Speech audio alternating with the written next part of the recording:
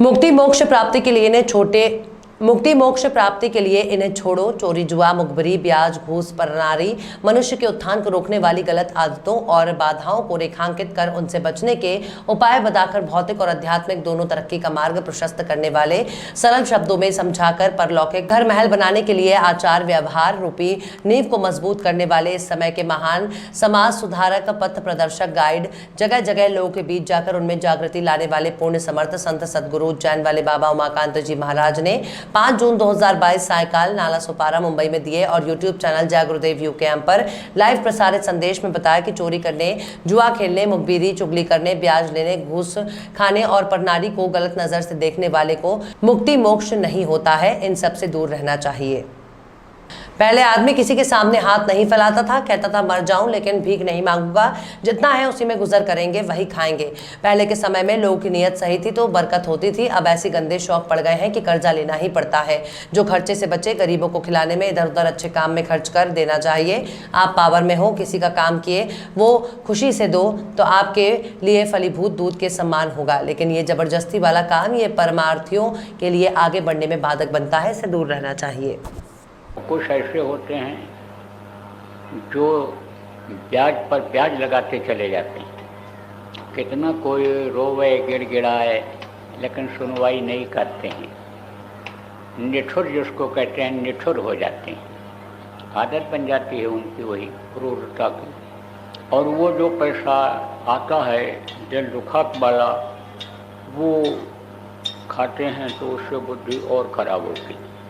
इसीलिए कहा गया ना कि चोरी, जुआ, मस्खरी, ब्याज, घूस, परनार, चोरी, जुआ, मुखबिरी, ब्याज, घूस, परनार, और जो चाहे दीदार को याते वस्तु निवाय।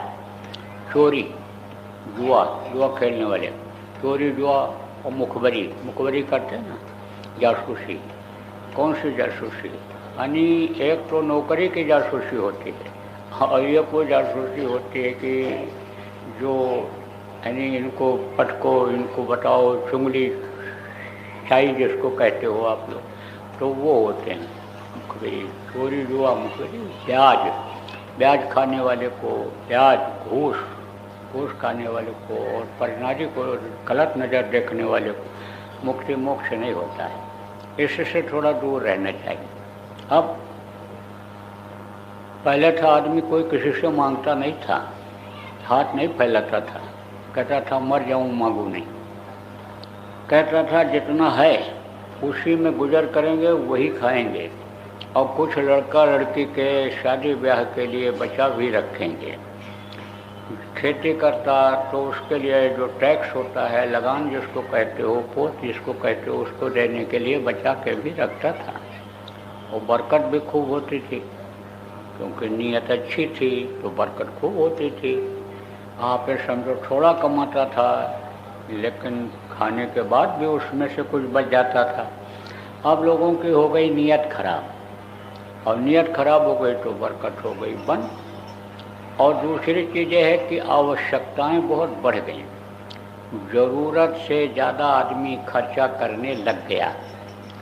देखो नशे की आदत है पड़ गई, तमाम यानी गंदी आदतें पड़ गई कि जिसमें पैसा ज़्यादा खर्चा होता है तो कर्जा लेना पड़ता है। कुछ को मजबूरी में लेना पड़ता है और कुछ तो कर्जदार जीवन भर रहते ही रहते हैं। जो दरबारदारी करते हैं, जी हुजूरी करते हैं, हाँ हुजूर, जी सरकार, आगे पीछे लगे रहते हैं, वो कर्जदार ही रहते हैं।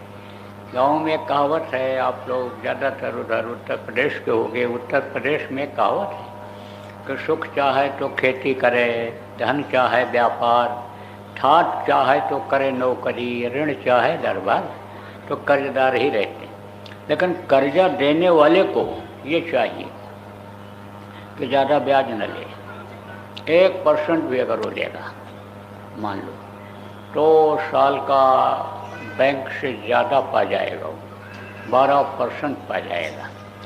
वो उसका क्या होगा? मेहनत का होगा। वो जो मिलेगा उसका मेहनत का होगा।